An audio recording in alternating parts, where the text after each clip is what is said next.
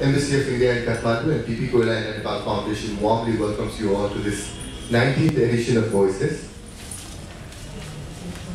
क्षमता रहुन्जेलसम्म र महसुस गर्न पाउनु हरेकको अधिकार हो। यो रङहरूले भरिपूर्ण संसारको विशेषतालाई अनुभव गराएर विश्वभरिका कयौंलाई उनी दूत बनी छाएका छन्। हजारौंलाई दृष्टि दिएर समाजमा एउटा असीम उदाहरण पस्किनु भएका र डाक्टर भगवानकै रूप हुन्छन् भन्ने कुरालाई पुष्टि गर्नुहुने विश्वले नै सराहेका वरिष्ठ चिकित्सक डाक्टर सन्दुक रुइतलाई एकपटक जोरदार तालीले स्वागत गरौँ। I will request Dr. Sanduk Ruit, please join us on the dais. Dr. Sanduk Ruit, a noted eye surgeon whose small incision cataract surgery with the use of inexpensive intraocular lenses has enabled hundreds and thousands of poor cataract patients of Nepal and across the world to regain their sight. He was awarded with the Raymond Magsaysay Award in 2006 and Thailand's Prince Mahidol Award in 2007. In 1986, Dr. Ruit developed a strategy to use small incision cataract surgery in the developing world at the community level. Through the use of low-cost intraocular lens, Dr. Ruit was the first Nepali doctor to use IOLs in cataract surgery. However, the high cost of IOLs placed them out of reach for many poor cataract patients. And Dr. Ruit started looking for alternatives to reduce the cost of IOLs. In 1995, he devised an international standard IOL that could be produced for far less than those manufactured in developed countries. The cost of IOLs that was around $100 then has now been reduced to $3.5. Dr. Ruit joined his hands with a few people who shared his vision to start the Tilganga Eye Center on June 7, 1994. He has also trained many doctors across the world. He recently was in the US and Canada to train the resident doctors. Dr. Ruit also credits his wife, an ophthalmic nurse whom he married in 1987, as being a pillar of his strength to him in his difficult days while pursuing his dream project of Tilganga, a National Geographic documentary inside North Korea on Dr. Ruit's work there was remarkable not only in being able to document his successful surgery in the highly controlled country, but the overt adulation given to the then supreme leader of the Democratic People's Republic of Korea. In 2011, Italian director Stefano Leghi released a movie featuring Dr. Ruit's activity called Out of the Darkness. Dr. Ruit's work in Nepal was featured in episode 5 of the BBC documentary series Human Planet. It is such an honor for us as Indian Embassy and PP Koila India-Nepal Foundation to have such an amazing doctor, more a human being, the Sanchike Dr. Bhagwan Gadut Hunsa, a Pushtigar doctor. To have him here present us a talk. He will be speaking about his medical journey, his achievements, the challenges he has been facing for roughly 40 minutes, after which we will open the floor for interaction. Thank you, please stay with us. Thank you very much, Awas, and I will slowly try to take you to one of the most important organs of the body, which really gives you sight outside, which is the eyes. And I'd like to share with you, along with my colleagues and my very important team members from Tilganga, what we have done over the last 25 years. If you look at blindness, blindness generally is said to shorten life expectancy. It is very well documented by studies. And income, employment, and authority of a person decreases with blindness. And of course the burden increases, particularly in countries like Nepal, where we have a subsistence agricultural family, and the family network is so important. One person gets blind and then the whole family structure is affected.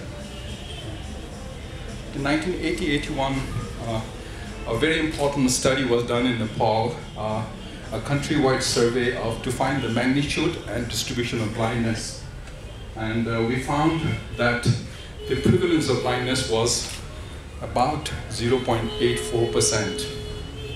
And unfortunately, it was found that more than 80% were avoidable, either preventable or curable.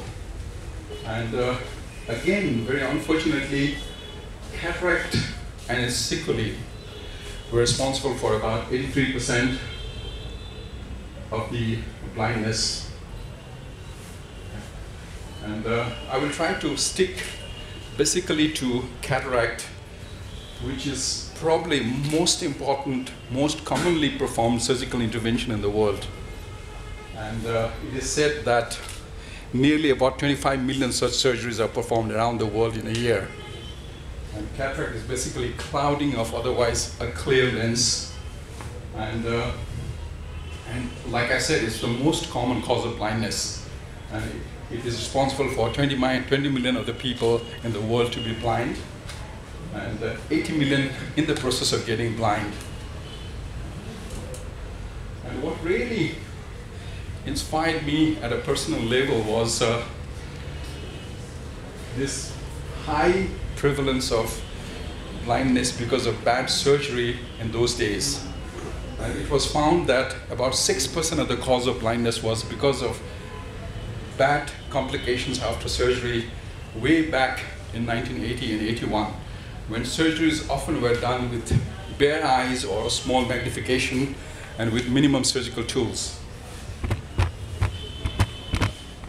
And the technique of surgery was without the use of intraocular lenses. So generally patients who have had surgery, to make them see very much better, they needed to use very thick glasses called aphakic glasses. These are cork bottle glasses.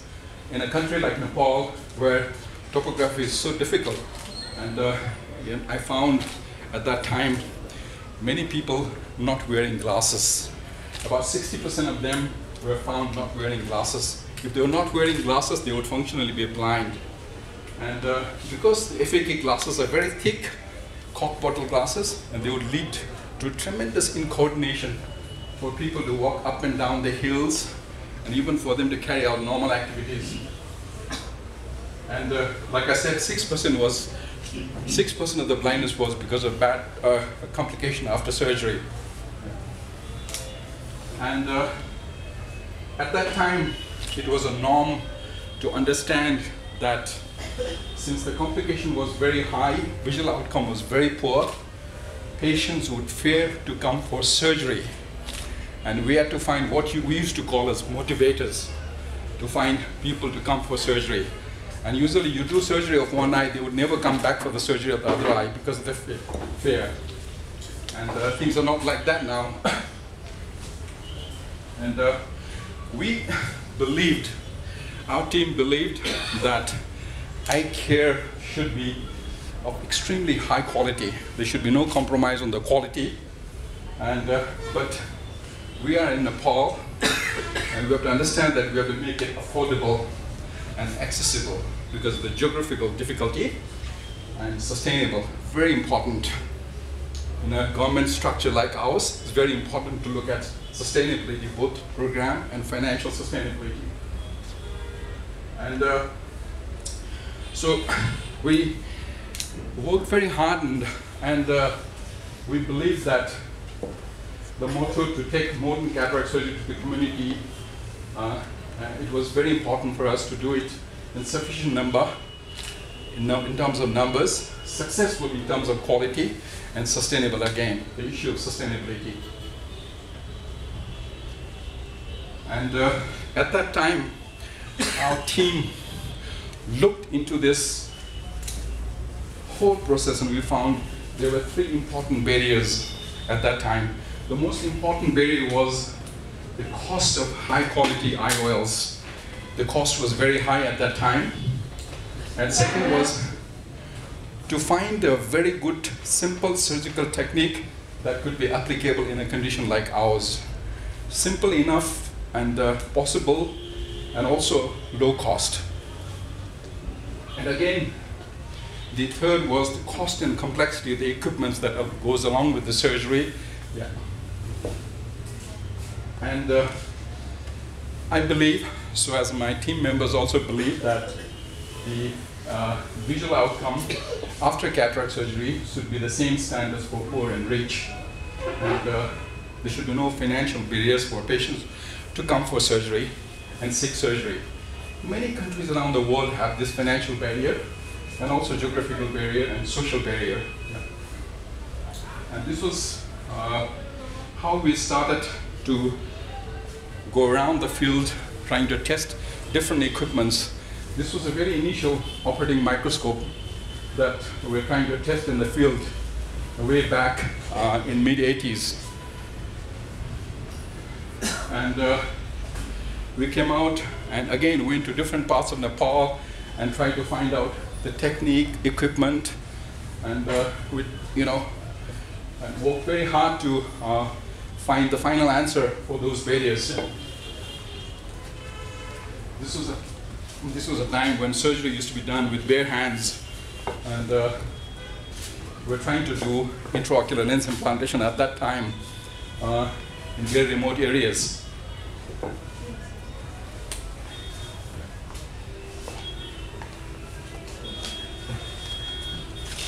I will let you have a look at a small video, and then I'll continue and proceed my talk.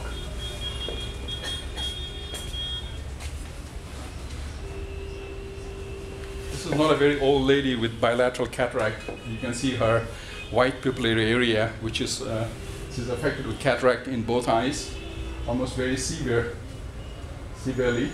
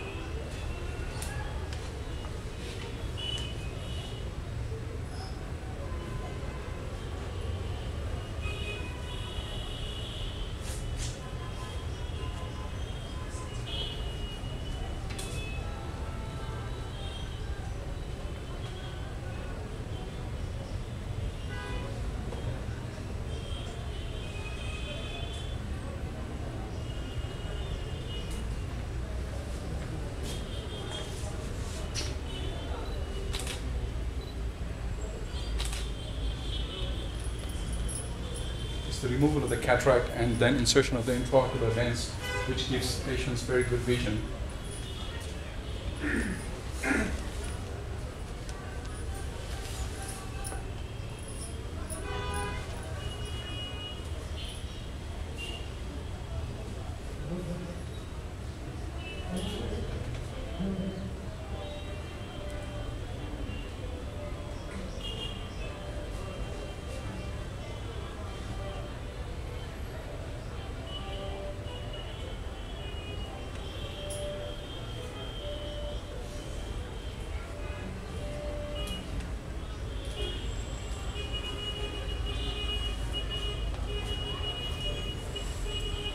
At Tilganga, we have nearly perfected the whole system of surgical delivery to be done at very high volumes, but each case is having very good quality.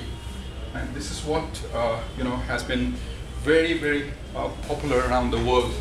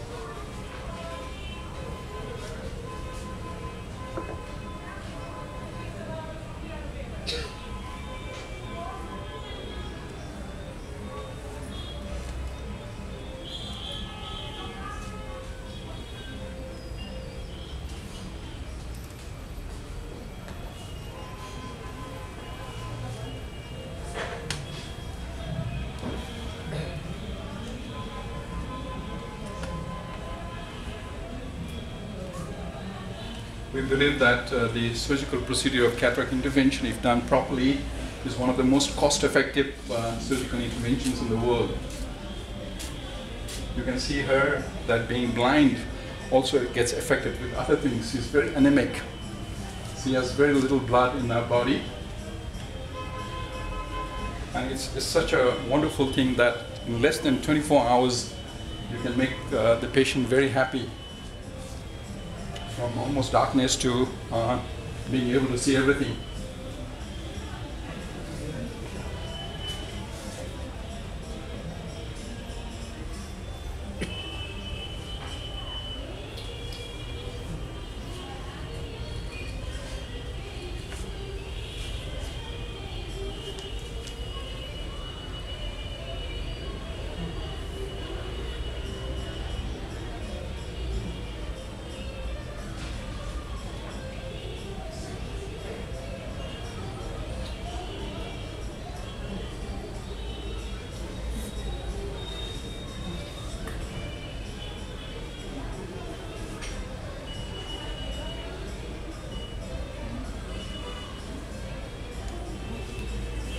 This is one of my favorite video clips, and you should continue seeing the second part of this after this, which is really why it's important to see that blindness not only affects the person but our whole system. And now she's going to see the little child that she has probably given birth when she was blind.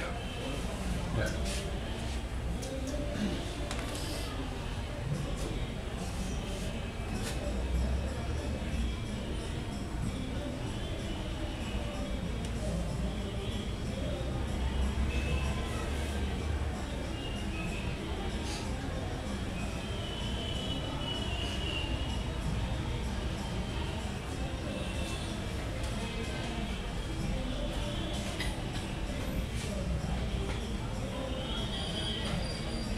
Since somebody becoming 10 years younger just in about 24 hours.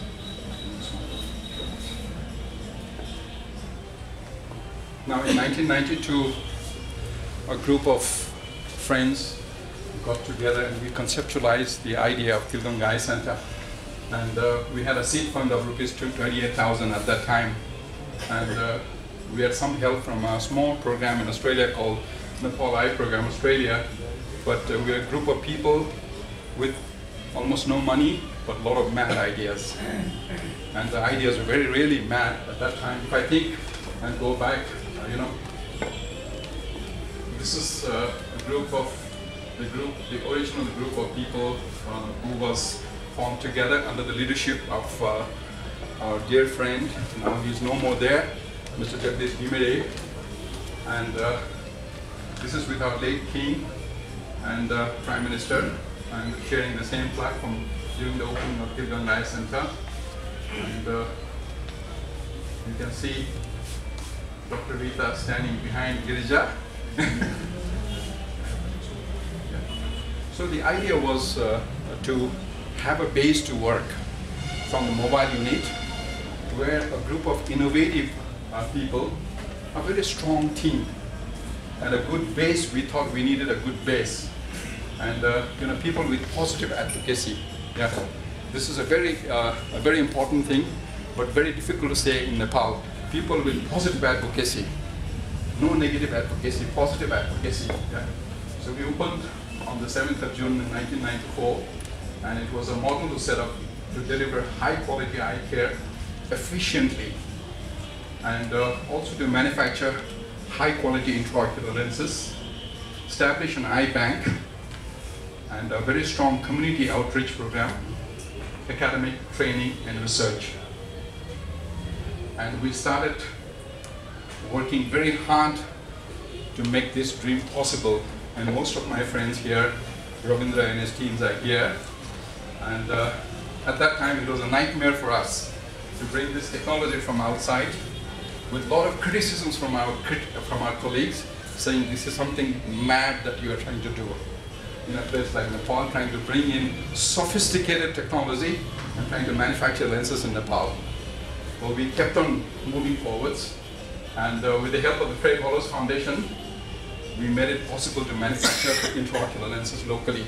But there were lots of hardships. I may tell you, every day, every night was a nightmare, really. Yeah. And finally, after industrial production, the lenses starting to come down in price, initially to $15, then $7, and finally we could bring it to less than $4, which was already available for about $100. And giving $100 for a patient was impossible for us to do surgery in that time. And this is, as you know, is a continuous and dynamic process. Now, most important thing was we were, along with another organization in South India in Madurai, we were one of the leaders in making this possible, this thing happen possible. And the target group of people who were now getting intraocular lenses at a reasonable rate became much bigger, from few hundred to a few millions now. So we take great pride in saying this. And then we found that there was no quality standardization in this part of the world. Like you have FDA and CE mark in European countries. And so we took the lead in getting HGS would give us ISO and later on CE markings for these lenses. And the important thing was that each lens which was manufactured from the laboratory were of persistently world-class quality. And we have, until now, distributed about 4 million lenses to more than 80 countries. And these lenses have gone into the eyes of people who could otherwise not afford to have. So now, going into the surgical technique, it was simplified, adapted, and tested. And once it was tested, found to be very efficient, we started to train it globally in Asia, Africa, and many other parts of the world. And we started with the concept of ambulatory surgery in 1994, when Dr. Rita and we started with the ambulatory surgery. But there were a lot of criticisms, because at that time in 1994, people coming for surgery, they would normally come about 2 days before surgery and stay in the hospital for about 7 days. And we started asking the patients to come for surgery and sending them back on the same day, which was actually quite cost effective, but it was more importantly very good for patient's party, time saving. You know? And the concept of cost recovery was started because we had no government support. So we had to start a way we could financially sustain ourselves. Yeah. And we also were responsible for being part of R&D for some of the important equipments. For example, a YAG laser and some operating microscopes, and now a phacoemulsification machine. Now coming back, we have started doing everything in the center now. This is a group of doctors that my colleague Dr. Rita is training around. And we have a very strong community approach. Our community programs are very strong and goes all over Nepal. Yeah. And if you look at this, on the left side, you will see the pricing tier inside the facility in Tilganga, where about 79% of the patients do full pay and 12% are free. But if we look at our national level services, then we almost do 57% free of costs, and just about 37% are full paying. So our commitment at the community level is very strong. And this is the rate graph. Rate graph is our surgery at the community level. So our surgery to the community is persistent, continuous with our surgery at the center. And we're doing outpatients of nearly 400,000 a year now. And surgery also, like I said, the rate mark in the community level is consistently similar to the ones that we do at the hospital. And we do annually about 30,000 surgeries. And this is a graph showing patients with intraocular lenses and without intraocular lenses. And you know, how much of the establishment of Tilganga Eye Center in 1994 has made the difference here. And I must tell with great pride that we were one of the first South Asian countries to have a 100% attempt of intraocular lens implantation in the community level, much ahead of India, Bangladesh, Pakistan. Yeah. And we started training this to different countries like Vietnam, China, Bhutan, Thailand, EPR, Korea, where Dr. Rita is going every year now, Indonesia, now Myanmar, Ethiopia, and many other countries in Africa. Yeah. And this is our international networking, and we'd like to share with our Indian colleagues that we have a hospital in Kalimpong, which is running, actually giving very good quality service. And we also sister a hospital in Mangar, and we get invited by the Ladakh Health Council every year, and we do surgery in Ladakh every year.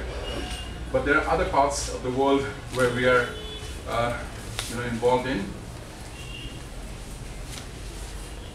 And this is another thing that I wanted to share with you, and from our innovative group of people, for eye banking and corneal excision. This is for cornea transplantation, and the establishment of a cornea excision unit at the crematorium was very innovative, I think, and for a cremation system like ours. And this is probably one of the first in the world that a cornea excision room exists in the crematorium. And this is a ceremony that we conduct annually for people who donate corneas, and they still come with their white dresses, the relatives. And then their names are given on the chart, and they come and lead the lamp. And it's a very, very sentimental movement. And I think it's a very powerful public awareness tool, really. Yeah. This is just to show you a patient who actually looked like a dumb and deaf, but he was actually very clever, after surgery. So you can see just in 24 hours how much a difference patient can. Yeah. This is a person who looks about 70, 75, and then the next day he certainly turns out to be 50. Yeah. And if you ask me what is our strength now, our biggest strength has been our team, and a shared vision. And we make an attempt to share our vision down to the lower level. And third is attempt to be outside the regime. I wanted to put it very diplomatically. Yeah, actually, this is the right word, is attempt to be outside the political system. Get out of politicization. And I wanted to put it diplomatically, saying that attempt to be outside the regime. And we have been successful, but we have challenges. But we have been, this is one of the problems, disease all over Nepal. Yeah. Clear target population. You have to have a clear target population and quest for excellence, like I said. And of course, with great pride, we say that it's an organization with a national identity. And the flag flows high everywhere we go around the world. Yeah, that's it. Thank you very much. And I'll leave you with this. Avash. Thank you so much, Dr. Saab. We will now open the floor if you have any questions. Anything you would like to share with Dr. Ruit, please feel free to raise your hands. I see a lot of medical practitioners here. Is there anything that you would like to add on to? I saw a hand somewhere here. Namaskar. Dr. Ruit को विगत योगदान थाहा पाइएको हो।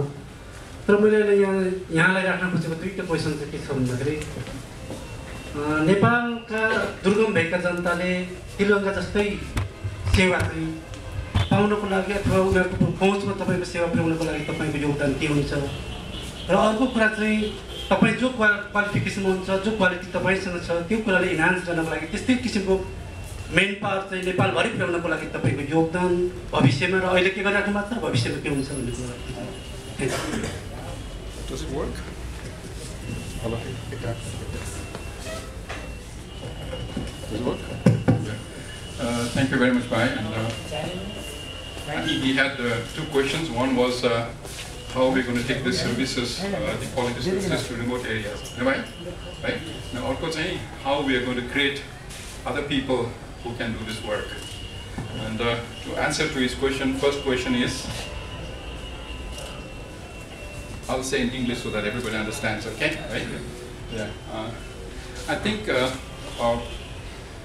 one of the important things that we have always emphasized is our target population. And our target population, main target population in remote areas. And we are always committed to establish wherever possible, feasible and fixed place where at least our colleagues, the ophthalmic technicians, can provide services.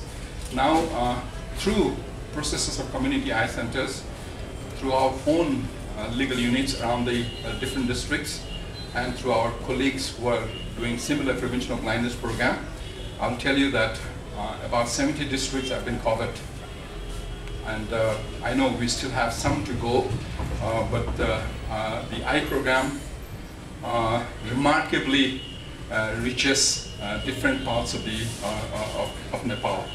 And I can say this with great assurance. And not only reaches, but provides quality service. And to answer to your second question, yes, the most important thing is, and we take extremely great pride in the younger generation of physicians and doctors and technicians and other manpower that we have in Tilganga, who have been trained very well, and they are much better than I am. And I think they will produce more doctors. And every year we have, we have 4 or 5 coming out, and a lot of training programs are going on. So this is very much in our focus. Does that answer your question? अरू केही प्रश्नहरू?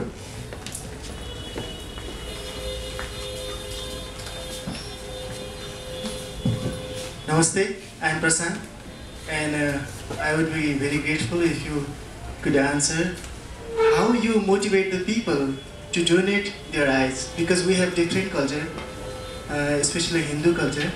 We cremate the body, but how you motivate? Thank you so much. It was a great exercise for us in the beginning, and I would say that first we have to create a large platform of donors by having different social and cultural programs and pledging people to come and donate. That's public awareness.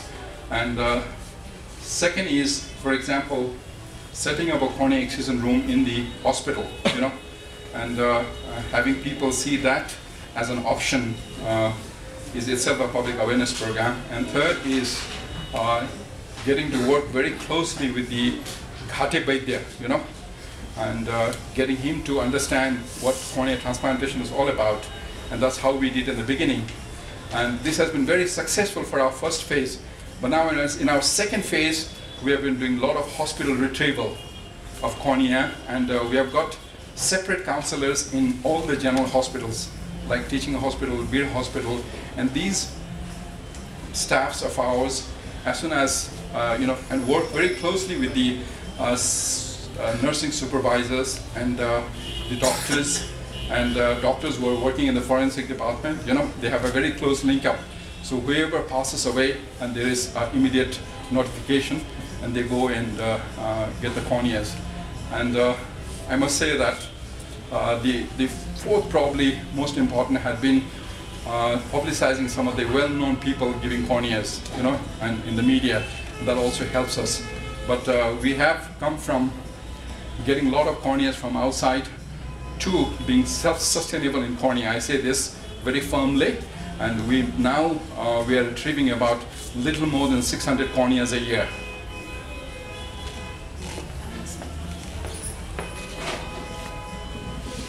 नमस्कार बोले सबभन्दा पहिला तपाईले चाहिँ award पाउनु भएको तपाईँको राम्रो शुभेच्छा चाहिँ शुभकामना म चाहिँ एउटा खासमा पर्सनल जस्तै पनि हो जनरल क्वेसन एउटा के उमेर पुगेका मान्छेहरूको चाहिँ आँखाको यो जेल जस्तो निस्केर आँखामा त्यो तन्त्र अब आइराख्ने भन्छन् नि आँखामा यस्तो लाइट फ्याक्ने यस्तो हुन्छ त्यो तथ्यलाई म सोध्न चाहन्छु त्यस्तो त्यो तपाईँहरूको त्यो किसिमको छ किनभने मैले आफूले नै भोगेको हस्पिटल देखाउँदाखेरिमा चाहिँ त्यसको सोल्युसन के भन्दाखेरि त तपाईँको एज पुगिसक्यो भने त्यो कहिले जस्तो पनि आउँछ त्यस्तो आँखाको चाहिँ पानी पातलो भएर जान्छ अनि त्यसले गर्दाखेरि त्यो आँखाको जेल चाहिँ निस्केर आउँछ त्यो अगाडिपट्टि त्यो हाम्रो कपालहरू आइरहेको छ त्यो आइरहने हुन्छ अनि कहिले त्यो फोटो खिच्दाखेरि फ्ल्यास हुन्छ नि त्यस्तो आँखाबाट आयो भन्दाखेरि त्यस्तो उत्तर आयो के यो त्यस्तो हुनसक्छ डाक्टर तपाईँको हिस्ट्रीमा त्यस्तो छ धन्यवाद The question she had was about complaining of floaters. Like this was a personal technical question and black spots in front of her eyes and you know going around and already right. I think it's these floaters are because of little. You have the eyeball and behind the lens.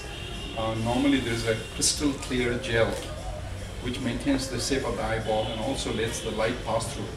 Crystal clear.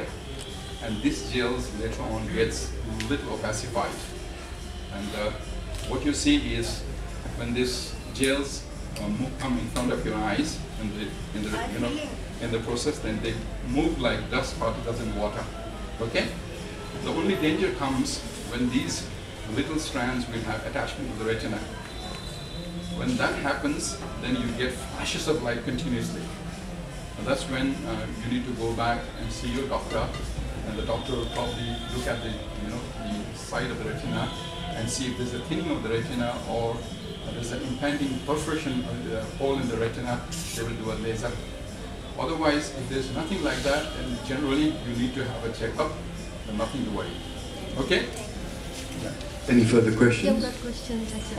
Diabetes को पेशेन्टले आँखा donate गर्न सक्छ कि सक्दैन एकदम सक्छ एकदम अनि एउटा कुरा डाक्टर साहबले त धेरै जस्तो लेन्सहरुको ट्रान्सप्लान्ट गर्ने भन्ने हैन तर अब यो डायबिटिज भएको पेशेन्टलाई आँखामा इफेक्ट कति वर्षपछि गर्छ अनि कस्तो कस्तो सिम्पटम हुन्छ हैन बुझ्न खोज्या Her question is effect of eyes because of diabetes and I think there are two things. One is the duration of diabetes. Once the diabetes goes off by 5 years, you have to be very careful. The second is fluctuation of diabetes. And if the diabetes fluctuates, you got to be careful. And if it's an insulin-dependent diabetes,